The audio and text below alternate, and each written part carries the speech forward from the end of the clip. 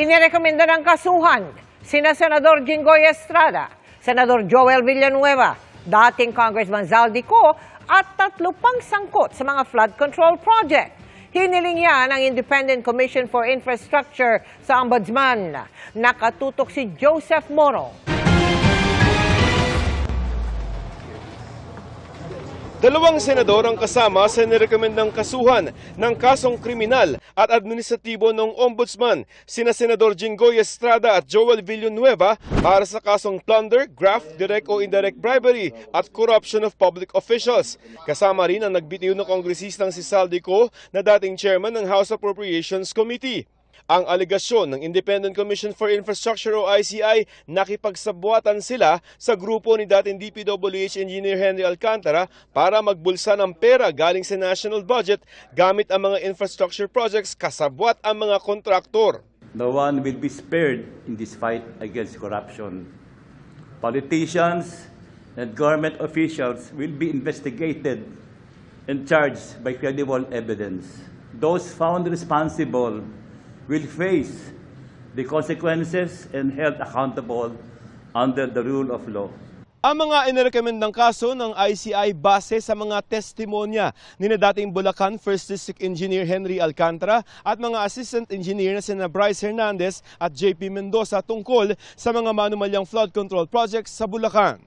Ayon sa ICI, kinausap daw ni Estrada si Alcantara at sinabing may 355 million pesos siya na alokasyon para sa mga flood control projects. Sa isang pahayag, sinabi ni Estrada na wala siyang tinanggap na anumang pondong nakalaan para sa flood control projects at kaya daw niya itong patunayan sa hukuman. Ang mga paratang laban sa kanya ay pawang mga chismis lamang. Si Villanueva naman, binigyan daw ng 600 million pesos na halaga ng mga flood control projects at 25% ito o 150 million ay personal na ibinigay ni Alcantara sa isang peng na nagtatrabaho para kay Villanueva. Ayon kay Villanueva, pag-aaralan ng kanyang mga abogado ang basehan kung bakit siya pinakakasuhan ng ICI at kanila itong sasagutin. Idiniin niyang simulat sa pool, tutol na raw siya sa mga flood control projects at siya pa nga ang naglantad at kumwestiyon sa mga ito. Si Ko naman, ayon sa ICI, naging proponent daw ng abot 35 billion pesos na halaga ng lampas 400 na mga flood control projects sa Bulacan mula 2022 hanggang 2025 galing sa mga inilistang proyekto ni Alcantara. Ayon kay Alcantara, humingi si Ko ng 20% hanggang 25% na binabayaran ng mga contractors ng advance. Hinihingan pa namin ng reaksyon si Ko.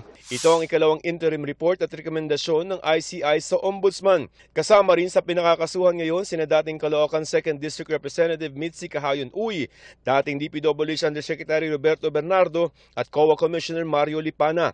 Ayon sa ICI, si Bernardo ay proponent ng 1.65 billion pesos. Siya rin daw ang tumulong kay Alcantara para maging district engineer ito sa Bulacan kung saan nasa 7 bilyong pisong halaga ng mga proyekto napunta dito mula 2022 hanggang 2025. 411 million pesos naman ng mga proyekto ang galing umano sa insertions ni Cahayon Uy, kapalit ang 10% na komisyon.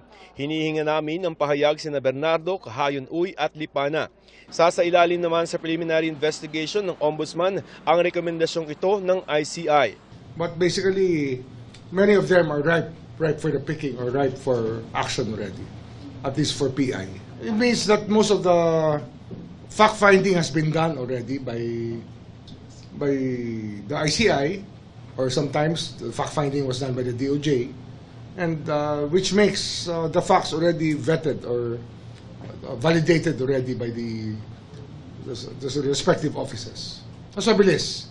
And we expect to be filing cases soon. Para sa GMA Integrated News, Joseph Morong, nakatutok 24 oras.